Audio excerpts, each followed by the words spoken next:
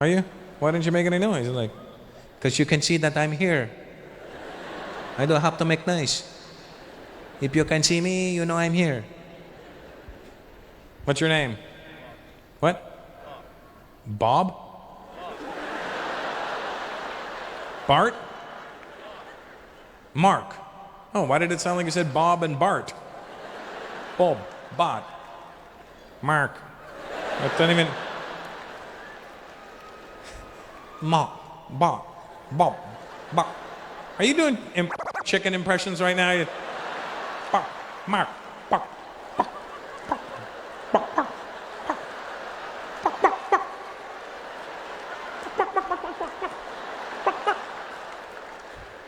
Oh my God, you've got Asian bird flu.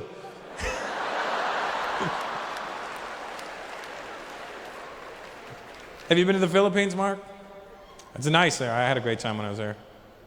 I like the people. They're very sweet. Don't you notice that when you're there? Everybody sings to you. Hello, sir. Good morning, sir. Thank you, sir. Don't touch my puwet, sir. Saudi guy, you know what I'm talking about. You own a few Filipinos back home. Don't act like I'm even making that up. How many Filipinos in your house when you grew up? How many Filipinos did you have? 2. You see what I'm saying? He was like, I do. I had 2. They were very nice people, though. I have no disregard for the Filipinos. For the what Filipinos? Hey, Mark, when I was in the Philippines, sorry, I'm playing ping pong with the audience right now. And by ping pong, I don't mean anything by that V.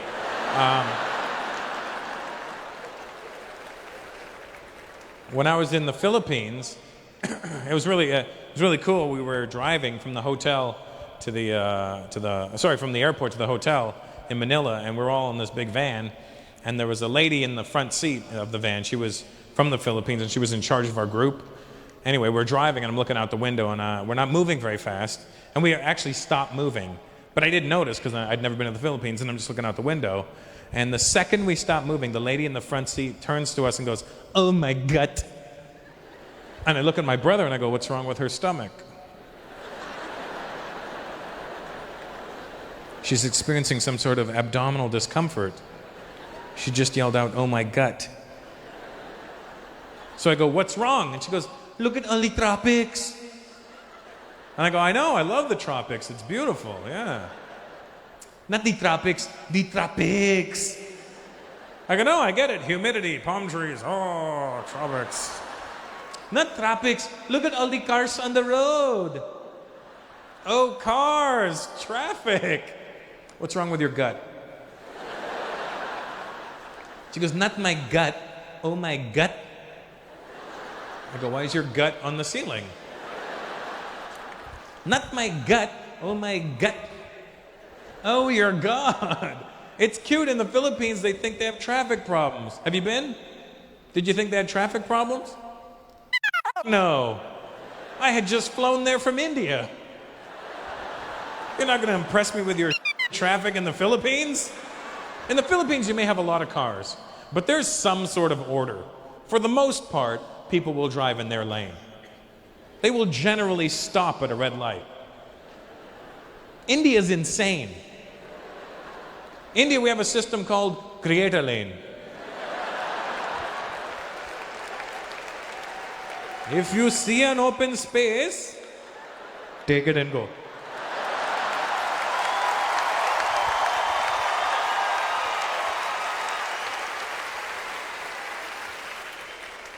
Traffic never stops in India, never. And it's not like we don't have red lights. We have red lights, and they mean the exact same thing. But I don't know what Indians are thinking when they're driving and they see the giant red light in the sky. If they're like, "Look at that woman's forehead, she's huge," and they just keep going. But traffic never stops in India. Did you notice that, Braun? The only time traffic stops in India is if a cow is crossing the street. And a cow will cross the street. You don't need to be out in the country in India to see a cow. You could be in a city. I was in Bombay, in the heart of the city, and I saw a cow. In all fairness, you never see 2 cows together. It's always like one cow here, and then like 8 blocks later, there's another cow. But that cow looks like it's looking for this cow, you know, just. Her. Her. Her. Her. Her. Has anybody seen my cousin? And the cows in India are skinny as They're skinny. That's why we don't eat beef. It has nothing to do with religion. It has to do with common sense. There's no beef on the cow. You don't think Indian guys sit around going, man, I really want a steak. From what? That. That's not a cow. That's a swollen goat. And the cows are assholes in India. They are. Because they know they're safe. Nobody with a cow in India.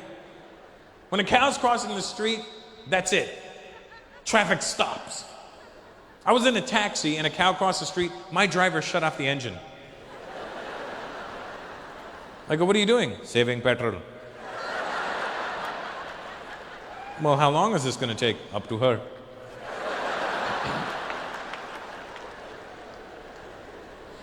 The cows know they're safe. Nobody honks their horn at them. Nobody pushes them. Nobody's like, come on, cow, move. Cows know they're safe. They just walk slow.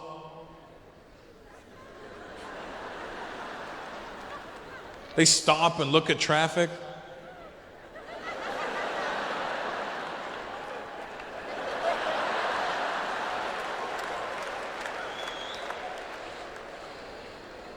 They even moo with an accent. Moo. Oh, moo.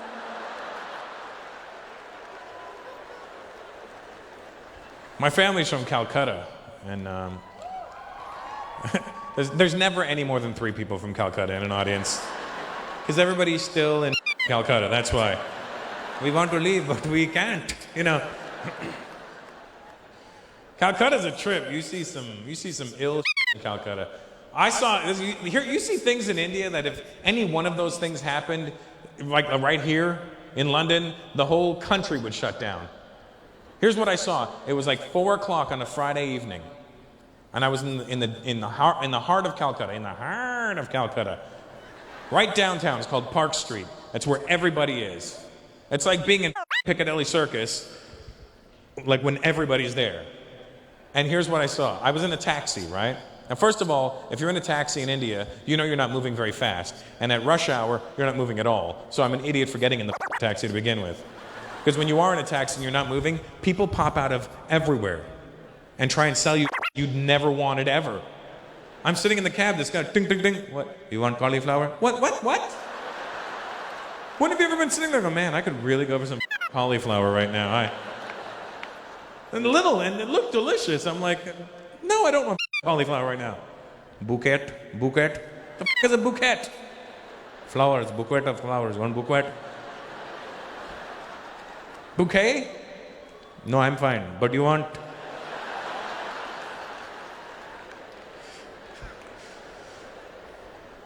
So we're in traffic, and I look on the sidewalk. Cars are going in every direction imaginable. People are crossing. And I look on the sidewalk. The sidewalk is packed like this. Only people are going in every direction. And a full-size horse walking down the sidewalk. Now let me explain something. There was nobody leading this horse. Come on, Fluffy, let's go home. The horse didn't have a saddle on to suggest maybe somebody was riding it and they fell off. This was just a white horse walking right here, like through the middle of you guys. And it was walking like it knew where the f*** it was going. It wasn't panicking. It wasn't, like if a horse like that was seen in the heart of downtown London, and you saw a horse walking, the horse would be panicking. The people would go, oh my God, a crazy horse. Even the horse would be like, people, or whatever horses say when they're freaking out, right? And this horse was walking like it knew where it was going. It was just like, and nobody's worried about this horse. People are literally walking past the horse like this. The stupid horse is here every day. His mother's a jackass.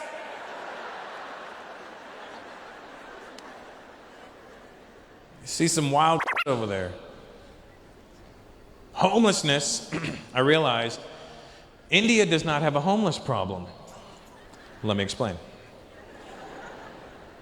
The rest of the world has a homeless problem. England, you could say England has a homeless problem. Let me tell you why. Because the homeless people in England, at some point in their life, lived in a home. Now they no longer have a home, therefore they are actually homeless. India has generations of homeless people. They're so homeless they don't even know what the homeless is. I saw a dude sitting on the sidewalk. I go, hey man, are you homeless? He goes, no. I go, where do you live? Right here. Where does your family live? Here, here, and here. Could you please get out of my living room? I'm trying to watch the cow cross the street. A lot of poverty in India. Did you notice that there? But here's the thing about the poverty in India. It's pretty extreme. However, the poor people in India are a different breed of poor people. They're not dangerous. They're not angry that they're poor. It's kind of like a beautiful poverty they have over there. In that the people, like you can walk through a poor neighborhood in India with your watch on and nobody's going to try and take your because they're hungry. They don't want to know how long they've been hungry for. Give me your watch. It's been 17 hours. The poor people in India have a different mentality. They don't look at you and go, one day I will have your. They don't do that. They kind of accept it and figure in the next life it may get better. And they know that no matter how their life is right now, there's somebody in a worse position right beside them. Like I saw a little kid running around with no shoes. I go, hey man, you got no shoes? He goes, that's okay, that guy's got no feet. Hey man, you got no feet. That's okay, that guy's got no legs. Till finally I reached a stump with a head and he's like, this is it. This is as bad as it gets, but at least I have my health. Could you please pick me up? Here comes the horse.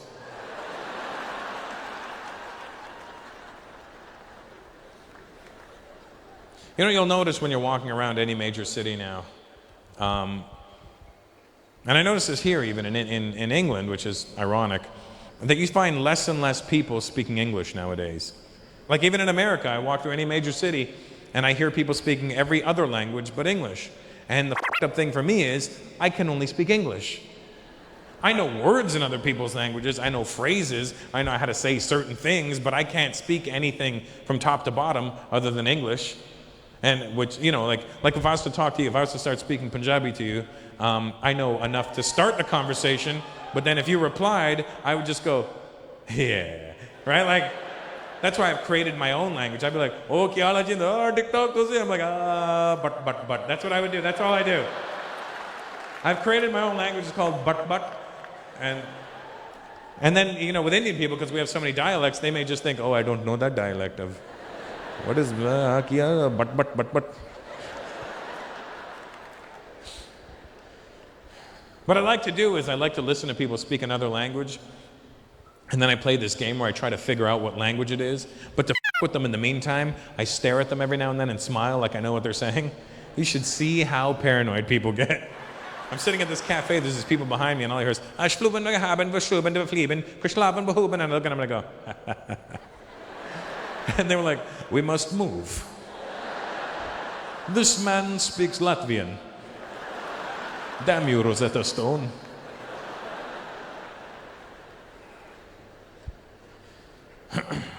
But I always listen for like the one key word in English, you know?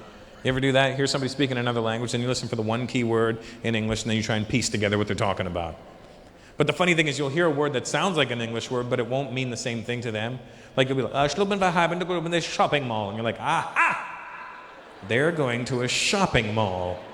But then you find out that shopping mall means bread to them or something, you know? There's always words in people's languages that'll make you laugh because it'll sound like a word in your language. Are there any Hungarian people here tonight? Really? It was just a fluke question, really. Do you speak Hungarian, sweetheart? What's the Hungarian word for kiss? Not choke, the other word. right? Did you know that? That's the Hungarian word for kiss. To us, hilarious, isn't it? Ah. But to Hungarian people, very innocent. They'll be on the phone, okay, and they'll hang up. And we'll be like, double.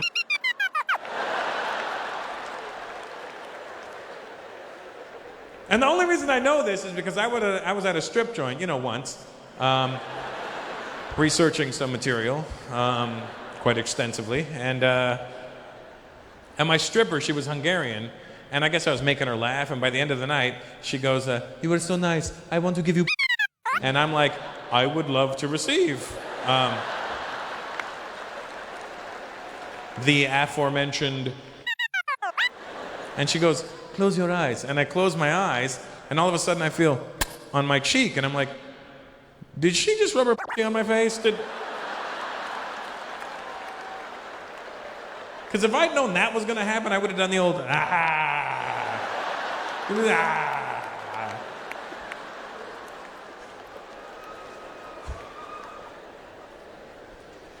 But you'll always hear words in people's languages that remind you of words you know. Like when I was in the Philippines, I forgot that I knew the Filipino word for which is susu.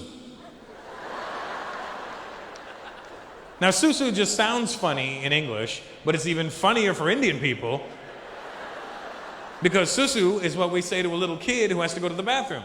What's the matter? You have to go susu. You have to go susu. Go susu, nicely go nicely, go susu. But I forgot in the Philippines that it meant, and when I was there, I met this chick, and she's like, so, do you want to see my susu?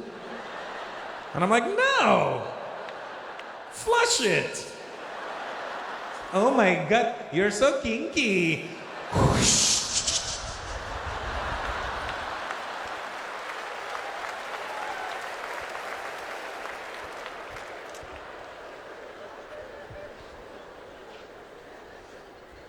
But susu is one of those funny Indian words, All Indian people know the word susu. You know susu, don't you?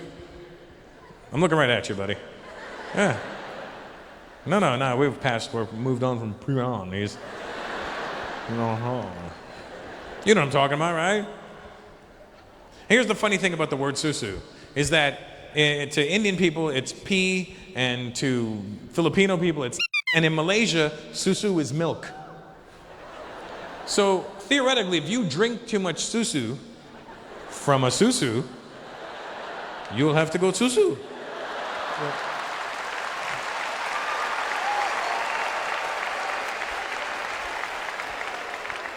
But susu is a funny Indian word because all Indian people know the word susu. And let me tell you something, here's the f***ed up part about it. It's not a real word. You can't write it, there's no script for susu. But Indians make up words all the time, they end up in our vernacular forever.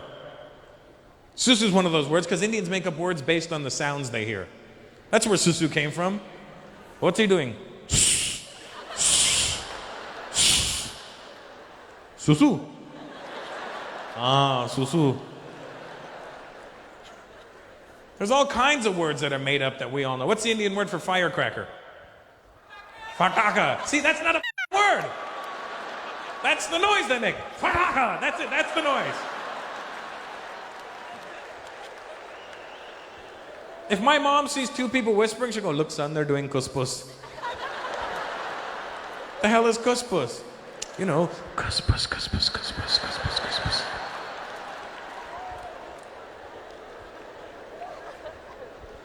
The Indian word for flip-flops is chappals, but the nickname, chatpats. You know why? Because when you walk in, they go, chatpat, chatpat, chatpat, chatpat. When I was in India, they have these three-wheeler taxis, and I was with my cousin. I go, hey, should I call a taxi? She goes, no, I will. Oi! Fatfatia! Oh, what? Fatfatia! What the f*** is a fatfatia? That's the noise they make. Fatfatia, fatfatia, fatfat.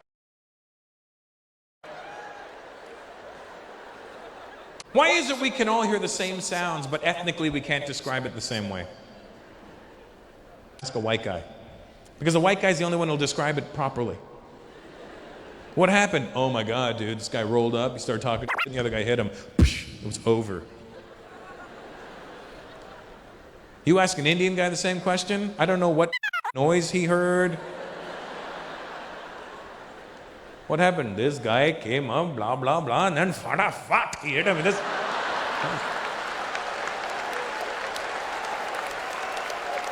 You heard fat? Jamaicans are the worst. You ask them, what happened? Why did I just come talk, lick him in the blood, boogered up. Boogered up? When the hell did you hear boogered up?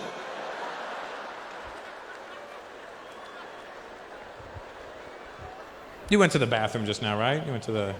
What is your name? Bav? Apparently some ladies like you in here, Bav. Don't get all sheepish on me now, Bav. How old are you, Bav? 28. Now, let me confirm this with me, Bav. You're 28. I'm 40. Aren't Indian parents obsessed with their kids going to the bathroom? It's true. From the age of 3, when you start going by yourself, for the rest of your life, your parents want to know what's going on in there. I'm 40 years old. If I go to my mom's house, Mom, can I use the bathroom? What do you want to do? Whatever I want to do, I can do it myself. You cannot go to the bathroom around your parents. Indian parents, they want to know. There's always like they want to know before you go in. There's like the pre-game interview. And then there's like the post-show press conference when you come out. I remember 5 years old, I go to my dad, Dad, I gotta go to the bathroom. He goes, okay. Big job or small job? What? Big job or small job? I don't know, I gotta... Big job. Go nicely, go nicely, go. They always tell you to go nicely. What the is go nicely? When have you ever been sitting there and just not gone nicely, you know? You're sitting there and all of a sudden you go, oh my God, I want a hammer dance. And then your dad comes in, you didn't go nicely. I come out of the bathroom, I'm 5 years old, my dad goes, how was it? How was what? You went bathroom? Was it healthy? I'm 5. I'm not a expert. It was 8 pounds, 6 ounces. You're a grandpoo. I have this theory. Tell me if you agree with this theory. How old are you there, boss? 42. 42? Really? What the happened? You're 2 years older than me. How did our lives waver so far apart? What happened? When did you give up? That's what I want to know. Okay, tell me if you agree with this theory, all right? Please don't say you're younger than him. That'll really ruin the... Here's my theory, all right? Tell me what you think of this theory. Say we all live till we're 80, right? Let's just say we all live till we're 80. I have a theory that in your 80 years on this planet, you will have a minimum of 5 really great... Now let me explain. When I say great, I mean the kind that you fondly recall later in life. Not the kind where you sit around and go, oh my God, remember the time I blew up the bathroom? Not those. And by blow up the bathroom, my Arab friends, I don't mean kaboom. I mean,